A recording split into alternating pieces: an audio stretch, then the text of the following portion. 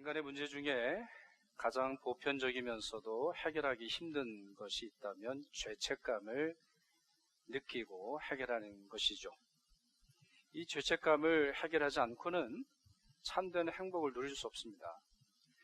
죄책감이 사라지지 않고는 우리가 은혜라고 부르는 것, 우리가 기쁨이라고 부르는 것이 사상 누각처럼 힘겹고 어려울 때는 문제가 되는 것을 볼 수 있죠.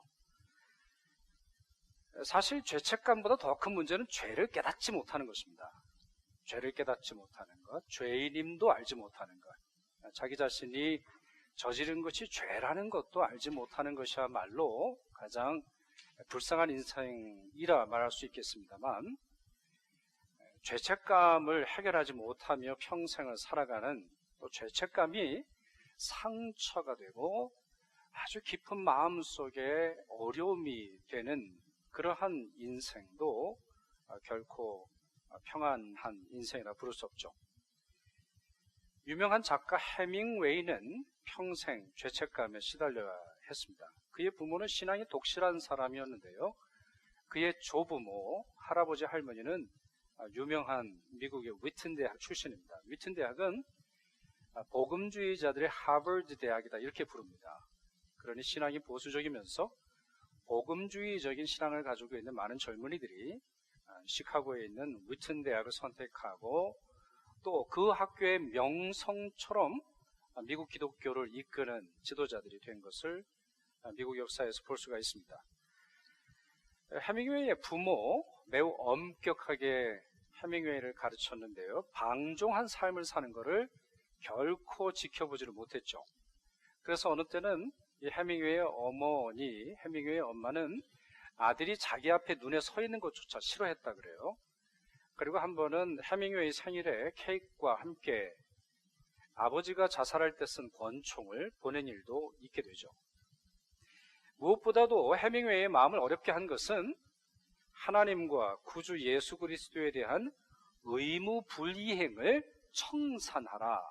쉽게 말하면 너가 하나님께 많은 빚을 지고 있다. 또 너가 예수 그리스도께 많은 빚을 지고 있으니까 그거를 빨리 갚아라. 그러한 가르침을 일평생 주었다고 하죠. 그렇게 불행하게도 해밍웨이는 일평생 죄의식에 시달려야 했고 해소되지 않는 은혜에 대한 갈망을 안고 살게 되었습니다. 그런 마음을 엿보게 하는 소설의 한 대목이 있습니다. 실제로 그의 소설 대부분이 그러한 마음을 가지고 있어요. 노인과 바다라든가 누구를 위하여 종을 울리나 그런 내용들의 상당수는 그의 부모로 받은 여러 가지 영향의 투영이 있는 셈이죠. 한 소설이 이렇습니다. 어느 스페인 아버지가 집을 나간 아들과 화해하려고 했습니다. 마드리드로 도망을 치고 말았는데요. 아버지는 뒤늦게 양심의 가책을 느끼면서 엘리베랄이라고 하는 신문에 광고를 내죠. 광고 문구가 이렇습니다. 파코, 화요일 정오에 몬타나 호텔로 만나자. 다 용서했다. 아빠가. 그래서 마드리드를 여행하는 분은 이 호텔을 찾는다 그래요. 실제로 이 호텔이 있다 그러는데요. 아버지가 그곳에 나갔습니다. 화요일 날 이 시간에 나갔는데 그곳에 파코라는 이름의 젊은 남자가 무려 800명이나 나와서 저마다 아버지를 기다리고 있었다고 하죠. 소설 속의 이야기입니다. 그러나 하나의 이야기로만, 하나의 픽션으로만 느껴지지 않는 것은 이와 같은 마음이, 이와 같은 죄책감, 집을 나온 자의 허망함을 해결하려고 하는 그러한 마음이 우리 가운데 있기 때문인 것이죠. 요한복음 21장은 베드로와 여러 제자들이 예수님을 갈릴리에서 재회하는 그런 장면을 기록하고 있습니다. 그들이 여기 오는 이유는 예수님의 말씀 때문이에요. 예수께서 부활하시고 나서 갈릴리에 먼저 가 있을 테니 너희들도 속히 오라 말씀하셨죠. 어떻게 보면 파코를 불렀던 파코의 아버지가 한 호텔 앞으로 불렀던 것처럼 예수께서도 상심한 제자들, 물론 이 앞서서 이미 2번 만나셨습니다. 이들을 두 번 만나셨지만 아직 해결되지 못하는 죄의 기억, 아직 해결되지 못하는 죄책감의 문제를 해결하려고 이들을 부르셨죠. 예수께서 부활하신 것, 분명히 행복한 일이고 예수 그리스도를 만나는 것, 은혜로운 일이지만 결코 쉬운 것은 아니었습니다. 왜냐하면 죄책감을 가지고 있는 사람들은 자기가 죄를 지은 대상, 또 자기가 괴롭힌 사람, 아니면 자기가 심각한 문제를 일으키는 사람과 대면하기 참 어렵기 때문입니다. 예수께서 이들을 부르시죠. 본문을 다 읽지는 않았습니다만 예수께서 처음 이들을 부르실 때의 그 모습을 보시면 예수님은 결코 섭섭함이나 아쉬움이나 아니면 이들을 혼내려고 하는 어떤 암시도 발견할 수 없다라는 것을 우리가 발견할 수 있죠. 그 말씀이 어떻게 되어 있냐면 얘들아, 이 말로 시작합니다. 여러분 어떠세요? 얘들아, 그 다음에 문장을 완성시켜 본다면 여러분 어떻게 완성시키시겠습니까? 얘들아? 여러분의 신앙 수준을 테스트할 수 있는데 얘들아? 네, 이렇게 힌트를 드려도 네. 얘들아? 놀자 하시려고 하셨는데 이제 예배하자 이러시겠죠? 네. 얘들아, 파이디온이라는 말입니다. 파이디온. 헬라어로 파이디온인데 이 말은 children이라는 말이고 아마 이 북미에서 쓰는 영어 표현으로 가장 가깝다고 본다면 Hey boys 이 말이에요. Hey boys, 고기 있느냐? 너희에게 고기가 있느냐? 예수님께서 이렇게 말씀하시죠. 예수님의 말씀은 친근하십니다. 예수님의 말씀은 사랑으로 가득 차 있어요. 오히려 예전보다 더 사랑이 가득하셨죠. 얘들아 부르시면서 어린아이를 부르는 엄마처럼, 어린아이를 부르는 아빠처럼 지금 제자들을 부르고 있습니다. 저는 사실 오늘 본문이 굉장히 저에게는 은혜로운 본문이고요. 저의 옛날 기억을 많이 떠올리게 하는 그런 본문입니다. 한 번은 제가 집을 나간 적이 있습니다. 4시간을 나갔어요. 그리고는 숨어버렸죠. 제가 성수동을 살았는데 거기 그 시장 앞에서 저희 집이 있었거든요. 근데 제가 숨었어요. 왜냐하면 도저히 저희 엄마가, 저희 아빠가 저를 사랑하는 그런 어떤 증거를 확인할 수 없어서 제가 숨었어요. 그랬더니 저희 엄마가 애타게 제 이름을 부르시면서 온 동네를 찾으시더라고요. 그때가 초등학교 5학년이었는데 그때 씩 웃으면서 나왔던 그런 기억이 납니다. 예수님도 그러셨을까요? 예수님도 부드럽게 부르시면서 자기 자신의 사랑을 표현하시고 확인하셨을까요? 자, 제자들이 아무것도 잡지 못했다라는 그러한 말을 하자 예수께서 배 오른편에 그물을 던져라, 그런 말씀하시죠. 여러분 성경을 많이 읽어보신 분들은 뭔가 좀 비슷하다는 걸 이해하실 수 있을 거예요. 배 오른편에 던져라.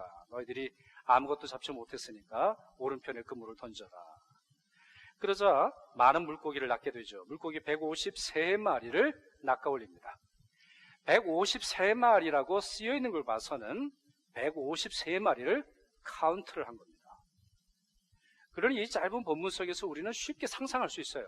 제자들이 그 모든 물고기를 낚아 올리고 그거를 세면서 예수께서 계실 때의 풍요로, 예수께서 함께 하실 때 그 놀라운 기적, 예수 그리스도의 말씀에 순종했을 때 얻는 이 축복을 그들은 단순히 기억하고 머리로서만 따진 것이 아니라 손으로서, 또 냄새로서, 또 자기의 피부로서, 자기 주위에 흩어져 있는 그 생선 비늘로서 그들은 확인할 수 있었어요.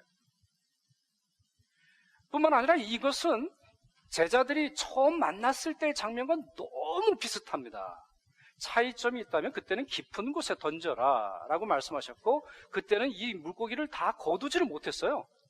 카운트를 못했다라고 하는 것, 이것만 차이가 났을 뿐이지 예수 그리스도를 처음 만났을 때나 오병이어의 기적을 베푸셨을 때나 한결같이 그들을 만나셨던 예수 그리스도에 대한 기억이 그들 안에 순식간에 되살아나며 그들 안에 있던 부정적인 기억, 그들 안에 있던 상처의 기억, 그들 안에 예수 그리스도를 도망쳤던 기억들이 사라지는 것을 경험할 수 있었을 것입니다. 기억은 기억으로 치유합니다. 우리의 몸은 몸으로 치유하고 영혼은 예수 그리스도의 그 값진 그 생명의 영적인 희생으로 대신하는 것처럼 제자들의 잘못된 기억을 제자들의 선하고 풍성한 기억으로 대체하려고 하신 것입니다. 저는 왜 그런지 모르겠는데 바다가 참 좋습니다. 저는 서울에서 태어났고요. 서울에서 주로 살았는데요. 바다하고는 거리가 있죠. 그런데 제가 어렸을 때 4살 아니면 5살 아니면 한 6살 때 제가 통영에서 거제로 가는 배를 탔던 기억이 너무나 선명해요. 파도가 치면서 그 나무로 된 배였는데요. 나무로 된 배를 치니까 그 찰싹거리는 소리가 나고 배가 움직이는 거 생생하게 기억합니다. 그리고 지금도 마찬가지겠습니다만 그게 디젤 엔진을 썼겠죠. 거기서 나오는 이 기름 냄새 있지 않습니까? 기름 냄새 여러분 별로 안 좋아하시나 보죠? 예. 기름 냄새가 저는 그렇게 좋더라고요. 그리고 나서 예전에도 한국에 있을 때 저는 그 소독차 있지 않습니까? 소독차 아십니까? 그리고 허옇게 여기 저는 그게 너무 좋아가지고 왜 그거 사라졌나 모르겠어요. 캐나다도 그거 하면 좋을 텐데 몰라요. 그런 냄새가 좋았어요. 그래서 그런지 지금도 바다를 가면 좋아요. 바다를 가면 참 좋아요. 그냥 행복해요. 제가 어부도 아니고 저희 아버지는 어부도 아니셨음에도 불구하고 바다가 좋아요. 긍정적인 기억 그때 굉장히 좋았었던 것 같아요. 외가에 가고 외가에서 좋은 거 먹고 아마 그랬겠죠.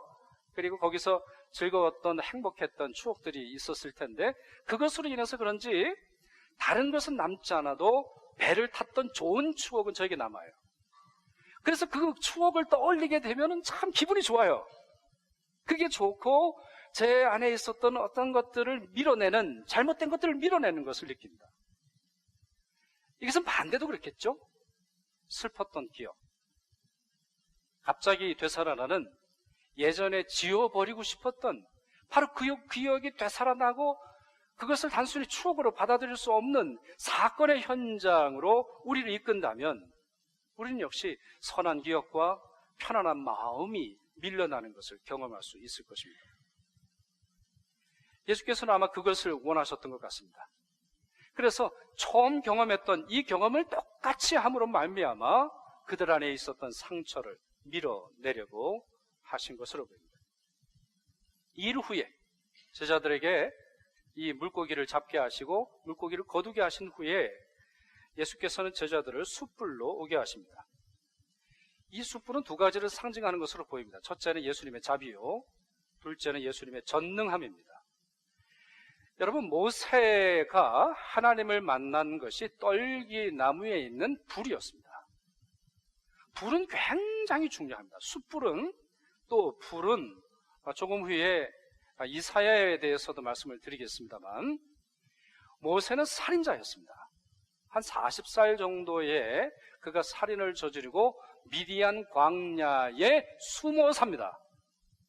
왕자가 광야에 가서 살 수 있는 게 뭐겠어요? 왕궁에 살던 사람이 사막에 가서 뭘 할 수 있겠어요? 양을 친다고요? 쉬운 게 아닙니다. 아니면 거기서 생활하는 것이 쉽지 않았죠. 뿐만 아니라 그는 그 시절 동안 마음속에 죄책감을 묻어두고 살았어요. 이 출애굽기의 장면을 보시면 그가 살인하고 모래 속에 흙 속에 시체를 묻었다고 되어 있거든요. 미디안 광야 시절은 그와 같아요. 자기의 죄책감을 묻어두고 아무도 자기를 모르리라. 내가 있었던 곳이 아닌 다른 곳으로 오면 우리의 마음이 왠지 편안해지는 것처럼 모세는 그와 같이 죄책감을 숨기며 살았죠. 그러나 하나님께서는 떨기나무에 불을 보내셔서 이 불 가까이에 하나님을 만나도록 하셨죠. 바로 그와 같은 의도가 있는 것으로 보입니다. 예수께서는 불 가까이 오게 하시면서 밤새 수고했던 제자들에게 먹을 것을 주시고 또 추운 몸을 덮이도록 하셨습니다. 그러나 이 장면은 누가 봐도 베드로에게서는 매우 쓰리쓴 자리였습니다. 이 불꽃은, 이 모닥불은 이 활활 타오르는 이 불과 그 장면은, 그 시간은 베드로에게는 매우 아픈 기억을 다시 되돌려야 하는 순간이었죠. 베드로가 예수님을 배반했던 그 장면을 설명을 좀 드려보죠. 베드로가 예수님을 배반하던 밤, 대제사장 집 문 밖에 있었습니다. 문 밖에서 이렇게 빼꼼 들여다보면서 예수님이 지금 어떤 사정에 있는가 이제 보게 되죠. 그러다가 문 안으로 들어오게 돼요. 그냥 밖에 있었으면 좋았을 텐데요. 문 안으로 들어오게 됩니다. 그러자 누가 알아봅니다. 당신 예수 그리스도의 제자 중에 한 사람 아닙니까? 그러자 베드로의 첫 번째 부인이 나오죠. 무슨 말이냐? 나는 예수 모른다. 나 예수 따르는 자가 아니다. 그렇게 말을 합니다. 근데 여러분, 상식적으로 또 여러분의 경우에 있어서 여러분의 죄가 들켰단 말이에요. 여러분이 지금 범죄자의 친구라고 할 때 이러면 여러분의 정체가 발각이 됐어요. 그럼 여러분 어떻게 하시겠어요? 그 자리에 남으시겠어요? 아니면 그 자리를 떠나시겠어요? 죄를 안 지어보셔서 잘 모르시겠죠? 일반적으로는 떠납니다. 일반적으로는 지금 자기의 스승이 범죄자로 체포되어서 고문과 신문을 당하고 있거든요. 그런데 변호할 마음이 없다라고 할 때는 그 자리를 반드시 뜨게 돼 있죠. 그런데 베드로의 모습을 보십시오. 그 다음에 어디를 가느냐? 그 대제사장의 집들 안쪽으로 더 들어갑니다. 어디로 갔어요? 모닥불을 향해 가고 있죠. 복음서를 보면 그때가 날이 추웠기 때문에 종과 아래 사람들이 이 불을 피우고 나서 불을 쬐고 있었다, 이렇게 기록을 해놓았습니다. 베드로도 추우니까 그곳을 간 거예요. 그런데 추우면 왜 이래야 할까요? 왜 베드로는 그 순간 속에서도 춥다라고 하는 본능에 이끌려야 할까요? 참 이게 연약한 인간의 그 연약한 본성인데요. 그것을 불을 이 베드로도 이러고 쬐고 있는 거예요. 그는 누가 봐도 유대 사람이 아니에요. 그가 입는 브랜드는 갈릴리 촌사람 브랜드예요. 그의 어투는, 그의 말의 행동은 유대 사람, 예루살렘 사람처럼 세련되어 있질 않아요. 그런데도 그 불 가까이에 있으면서 자기 자신의 모습을 드러나게 되죠. 아니나 다를까 불빛이 얼굴에 비추니 옆 사람이 알아봅니다. 당신 예수님의 제자 아닙니까? 두 번째 질문하죠. 그리고 세 번째는 결국 확인하고 확실하다고 말하는 사람이 있었어요. 누구였냐면 예수님이 체포당하실 때 베드로가 칼을 들고서는 말고라고 하는 사람의 귀를 치죠. 그리고 예수님께서 고쳐주시는데 바로 그 사람의 친척이 똑같이 모닥불을 쬐고 있었죠. 그 사람이 알아보는 거예요. 그날도 예수 그리스도를 잡기 위해서 감람산에 횃불을 들고 있었을 때였죠. 이 베드로는 예수님과 가까이 있으면서 예수님을 지키고 싶었는데 바로 그 얼굴을 바로 이 모닥불 속에서 발견했기에 묻게 되는 것입니다. 결국 이 질문 속에서도 베드로는 자기와 예수 그리스도의 관계를 감추고 바로 그때에 달기 울게 됩니다. 새벽이었단 말이죠. 아직 여명이 트지 않았던, 아직 이제 하늘이 동토오르기 시작했던 바로 그때에 이 일이 벌어졌다는 것이에요. 다시 요한복음 21장으로 와보십시오. 예수 그리스도께서 이들을 찾아오셨을 때 바로 그 시간이었습니다. 아직 사물을 확인하기 어려울 때였죠. 목사님만으로 예수 그리스도라고 하는 사실을 제자들이 확인했을 정도로 아직 해가 떠오르지 않았습니다. 이제 예수 그리스도를 만났는데 초청된 것은 바로 그 모닥불이었죠. 예수 그리스도를 배반했던 바로 그 시간, 또 그 장소로 베드로를, 또 제자들을 부르신 것입니다. 여러분, 낚시를 좋아하는 분들, 캐나다에서 낚시하실 때, 민물 낚시하실 때는 노던 파이크를 좋아합니다. 노던 파이크는 굉장히 큰 물고기입니다. 예전에 남성교회에서도 낚시를 하러 가셨는데 이 파이크를 잡으시려고 하셨다는 말씀을 제가 들었는데요. 굉장히 커요. 1.4m, 1.8m 정도 커지고요. 또 20km에서 한 35km 정도 큰 물고기입니다. 이 물고기가 리도 카날에 삽니다. 여러분 아십니까? 리도 카날에 이렇게 큰 물고기가 삽니다. 다우슬레이크에 이 물고기를 칼튼 대학 교수가 잡는 걸 제가 본 적이 있는데요. 이 물고기가 큰 것만큼이나 먹성이 좋습니다. 매우 빠릅니다. 어떤 표현에 보면 포악하다고 되어 있어요. 아주 이 공격적인 성향을 가지고 있는데 개구리도 잡아먹습니다. 그리고 작은 새까지도 덮치죠. 물에 온 새까지 이 물고기가 덮치는 것을 볼 수 있어요. 학자들이 시험을 했습니다. 실험을 했는데 수족관에 이 노던 파이크를 잡아서 가두는 거예요. 가두는데 어떻게 가두냐면 투명한 유리 안에 가둡니다. 투명한 유리 안에 가두고 그리고 유리로 가둔 그 밖에 먹이가 될 만한 물고기를 풀어놓죠. 그러면은 먹이가 될 만한 작은 물고기가 지나가지 않겠습니까? 그럼 노던 파이크가 어떻게 하겠어요? 쏜살같이 달려드는 거죠. 쏜살같이 그거를 물으려고 달려들지만 물 수 있습니까? 없습니까? 못 먹어요. 자기 주둥이만 부딪히는 거죠. 자기 머리만 부딪히는 거예요. 부딪히고 반복적으로 부딪히죠. 결국 3일이 지나고 나서 유리벽을 제거하면 물고기가 자기 바로 옆을 헤엄쳐도 전혀 잡아먹을 생각을 하잖아요. 본능을 잃어버리죠. 자기 힘을 잃어버려요. 자기 능력을 잃어버리고 말죠. 이걸 생물학자들이 뭐라고 부르냐면 파이크 신드롬이라고 부릅니다. 그와 같은 파이크를 할지라도 반복되는 부정적 경험, 반복되는 아픔, 반복되는 실패, 반복되는 어려움으로 말미암아 주눅들어서 본능을 잃어버리는 거예요. 사람을 향해서 이 말을 쓸 때가 있죠. 이건 이제 물고기에 대한 이야기고, 이 파이크 신드롬이고, 사람을 향해 쓸 때 이와 같은 것을 트라우마라고 합니다. 부정적인 기억, 가장 아픈 기억으로 살아남는 거죠. 살아가는 것이죠.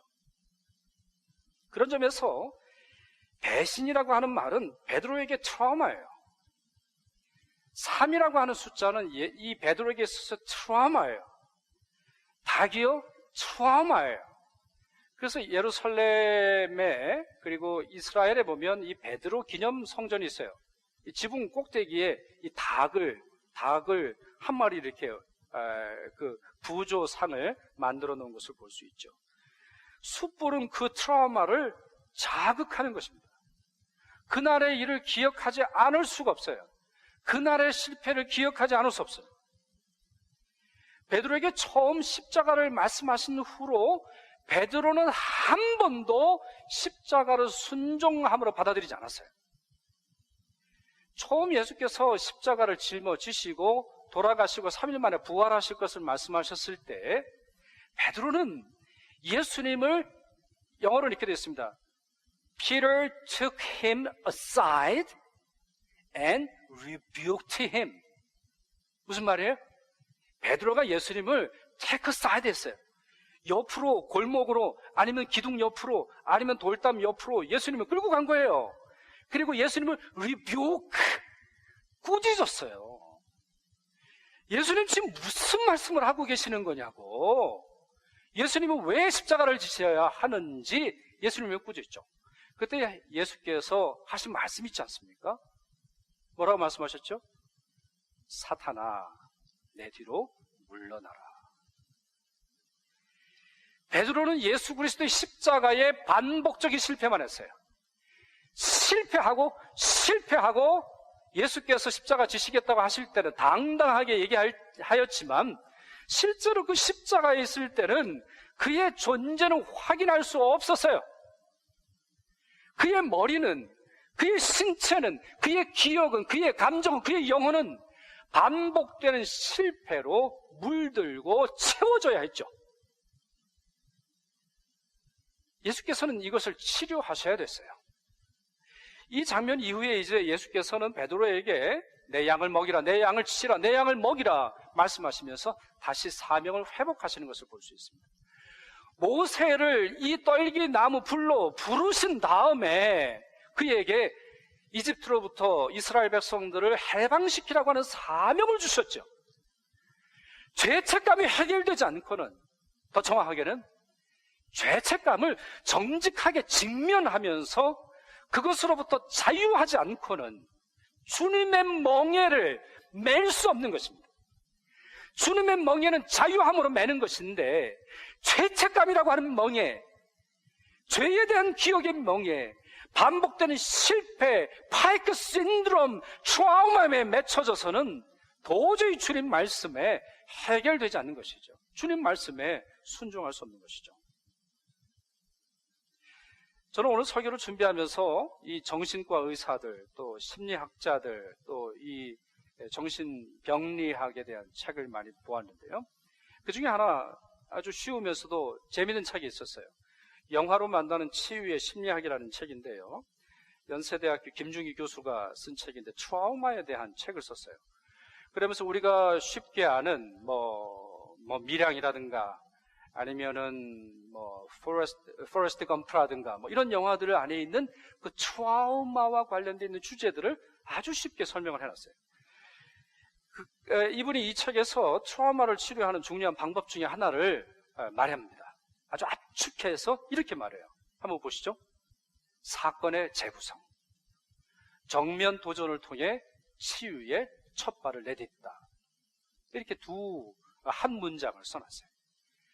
정말 마음속에 있는 상처를 치유하려면 그것을 적당히 덮는 것이 아니라 사건을 재구성해야 된다는 거예요.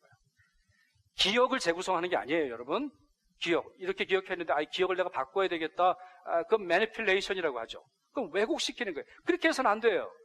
정직하게 그때 무슨 일이 있었는지를 되살리고 그 다음에 어떻게 해요? 정면 도전하라는 거예요. 정면으로 도전하고 정면으로 대면하고 정면으로 직면하여서 그것을 극복해야 그것이 사라진다고 하는 것이죠. 예수님의 의도가 이걸이라고 생각합니다. 오늘 본문을 저는 설교로 준비하면서 여러 신학적인 책들 또 주석뿐만 아니라 이와 같은 상담과 관련되어 있는 많은 여러 책들을 보았습니다만 그 책들이 유사하게 말하는 것이 있어요. 베드로를 부르셨던 이 모닥불은 바로 그와 같은 정면으로 바라보게 하시는 하나님의 은총이라는 거예요. 그것을 직면하도록 하셨던 예수 그리스도의 의도가 있다라고 하는 것이죠. 바로 새벽 시간에 그들을 찾아오셔서 그들 안에 있는 트라우마를, 그들 안에 있는 추함을, 그들 안에 있는 악함을, 그들 안에 있는 약함을 해결해 주시고자 예수께서는 정면으로 이 모닥불로 초청하고 계시는 것이죠. 이사야가 하나님을 직접적으로 대면하는 일이 있었습니다. 그때는 우시야가 죽던 해입니다. 여러 선지자들 중에 왕궁 선지자가 있습니다. 왕궁 선지자는 유다와 이스라엘을 대표해서 하나님의 말씀을 선포하는 사람이에요. 이사야는 왕궁 예언자입니다. 그래서 그는 이미 우시야의 후견을 통해서 선지자로 활동하고 있었죠.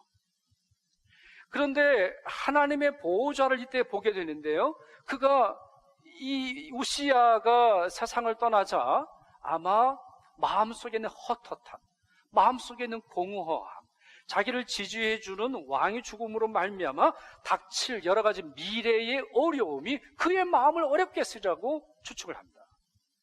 납작 엎드려서 하나님께 기도하는 중에 하나님께서는 하나님의 보호자를 이사야로 보게 하시죠. 하나님의 영광을 드러내세요. 그런데 이 영광을 대면하고 직면함으로 말미암아 이사야는 큰 두려움에 빠집니다. 이것은 모든 인간이 갖고 있는 피조물로서의 트라우마예요. 여러분, 우리에게는 원죄라는 것이 있기 때문에 아담과 하와가 죄를 지고 나서의 첫 번째 반응이 우리에게 나타나지 않을 수 없어요. 여러분 기억나십니까? 아담과 하와가 범죄하고 나서 하나님이 그의 이름을 부르시잖아요. 아담아, 내가 어디 있느냐? 아담이 어떻게 해요? 네, 여기 있어요. 얘들아 놀자, 얘들아 어디 있니? 이 말에 죄책감을 가지고 있는 사람은 선하게 반응하지 않아요. 뒤로 숨어버리죠. 이사야도 마찬가지입니다. 그가 왕궁 예언자였다 할지라도 피조물로서 갖는 이 존재의 연약함, 영혼의 트라우마, 그리고 원죄에서, 오리지널 신에서 오는 바로 이 트라우마가 그를 어렵게 하고 있어요. 그래서 그가 이렇게 고백하죠. 화로다 나여 망하게 되었도다. 나는 입술이 부정한 사람이요 나는 입술이 부정한 백성 중에 거주하면서 만군의 여호와이신 왕을 배웠음이로다 말해요. 근데 여러분, 이 문장이 굉장히 흥미로워요. 그는 그냥 하나님의 영광을 볼 뿐이에요. 그렇잖아요? 하나님께서 지금 말씀하신 것이 아니에요. 하나님께서 그에게 지금 지적하여서 너 이런 죄를 저질렀지? 너 이런 문제가 있잖아. 너 이 문제를 해결하지 않고는 내 예언자가 될 수 없어 라고 말씀하지 않으셨어요. 하나님과 접촉하니까 그 안에 있는 죄책감이 올라왔어요. 그의 죄책감은 뭡니까? 입술이 부정한 자이죠. 예언자로 살아가지만 입술이 부정한 자예요. 입술이 부정한 백성들 중에 한 사람이라고 하는 죄책감이 그를 탄식하게 해요. 바로 이와 같은 탄식이 로마서 7장에 이 바울에게서도 같이 나타나는 것을 볼 수 있습니다. 하나님을 대면하고 하나님의 얼굴을 직면하고 하나님의 은혜를 경험하는 자는 그 안에 있는 죄책감에 자기의 몸을 떨며 내가 어떻게 해야 될까 고민하지 않을 수 없는 것이죠. 그러면 하나님의 해결 방법은 무엇입니까? 하나님의 해결 방법은 주님의 제단 앞에 피어져 있는 그 제단 숯불을 가지고 그의 입을 찢는 거예요. 죄책감은 찢어야 돼요.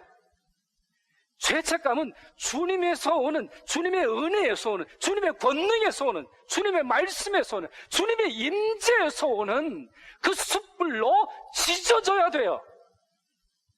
그냥 다른 것으로 감싸고 적당히 좋은 것으로 입고 좋은 것으로 먹고 어떤 좋은 추억, 여행을 하면서 좋은 어떤 그런 낭만적인 추억이 아니라 본질적인 영혼의 하나님과의 만남이 필요한 것이죠.